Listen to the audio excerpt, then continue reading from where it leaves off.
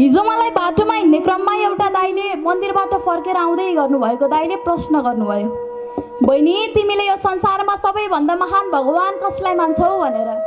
मैले मुस्कुराउँदै जवाफ दिएँ, थाकेको पाइलालाई उभ्याउने आधार 2 अक्षरले बनेको आमा र 2 अक्षरले बनेको बाबा नै मेरा लागि 4 अक्षरले बनेका भगवान हुन्।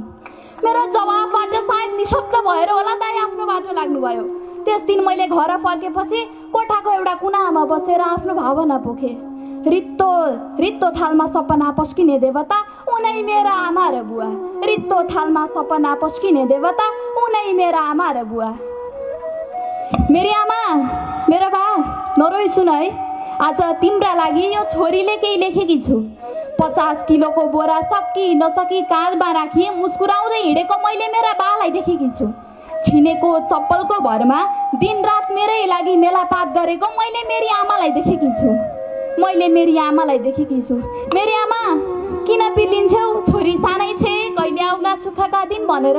उता देख्छु बालाई खुसी भएको, छोरी विदेश जाने दिन गरेर। उता बा पिँढीमा बसेर छोराभन्दा ठुली छोरी छे भनी सुखको आशमा बसेको देखेकी छु। म पनि त दिन रात मेहनत गरेर सपनाको झरीमा रुजेकी छु। कहिले बैङ्क त कहिले घर गाउँको साउ आउँदा टन्न पैसा कमाएर सुख दिनुपर्छ भन्ने जिम्मेवारी बुझेकी छु। पैसाको अभाव त तब बुझे जब आफ्नो आँखामा राख्दा पनि नबिजाउने सन्तानको छिट्टै भिसा लागोस् भनेर बाआमाले चाहना गरे। मन्दिर गई शिर झुकाई 2 हात जोडी ईश्वरको कामना गरे। सम्पूर्ण दुःख दर्दको सामना गरे। हातसम्म हिँडाउनु भयो, लड्दाखेरि उठाउनु भयो, सपना देख्न सिकाउनु भयो अनि जीवनको अर्थ बुझाउनु भयो। उनै मेरा भगवान आमा र बुवा, उनै मेरा देवता आमा र बुवा। साँझ परेपछि घरबाट बाहिर निस्किन नदिने मेरा बा। छोरीलाई यो होला कि त्यो होला कि भनेर त्रासमा बसेको देख्दा सोचे गलत मान्छे म कहाँ फस्ने छु। ढुक्क बस मेरी आमा, तिमीले दिएको संस्कार अनि बाले सिकाएको जिम्मेवारी वहनमा म सचेत बस्नेछु। वर्षौं दिनदेखि कोटपाट लाउने आशमा बसेका मेरा बाको इच्छा पुरा नगरी त म कहाँ यसै बस्नेछु। वर्षौं दिनदेखि कोटपाट लाउने आशमा बसेका मेरा बाको इच्छा पुरा नगरी त म कहाँ यसै बस्नेछु। भन्छन् शत्रु खोज्न टाढा जानै पर्दैन भन्छन्, शत्रु खोज्न टाढा जानै पर्दैन भन्छन्।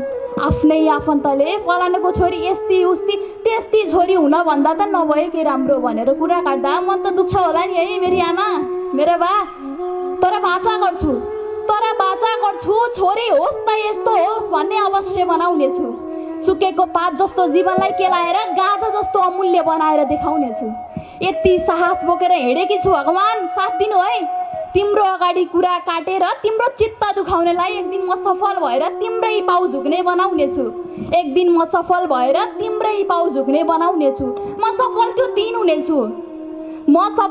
दिन हुनेछु जुन दिन मेरो प्रगतिले मेरा आमा बुवाको शिर ठाडो हुनेछ। उता मेरो भाइ मेरी दिदी भन्दै हर्षले रुनेछ। मलाई गिराउन र मेरो आत्मबल कमजोर बनाउनका लागि रचिएका षड्यन्त्र सम्झेर आफन्तलाई पछुतो हुनेछ। मलाई त के छ र, म त कराइदिए भयो, जिद्दी गरिदिए भयो। वर्षै पछि चाडबाडै पछि नयाँ कपडा किनिदेऊ न आमा, नयाँ कपडा किनिदेऊ न बा भनिदिए भयो, रोइदिए भयो, कराइदिए भयो। तर झुट नबोली भन्छु, आजसम्म 5 वर्ष भयो मैले मेरो बुवाको नयाँ साथ मेरो दराजमा भेटेकी छैन। तर झुट नबोली भन्छु, मैले मेरी आमाले एउटै नयाँ चोली फेरेको देखेकी छैन। कतै घुम्न जाउँ न बा, घुम्न जाउँ न आमा, माइत जाउँ न आमा भन्छु। टन्न पैसा भए पो माइत जान मन लाग्छ छोरी भन्दै गुनासो गर्छौ नि। पर्खा आमा, यतिका दिनसम्म त दुःख गर्यौ, यतिका वर्षसम्म त दुःख गर्यौ, अब 2-4 वर्ष त हो।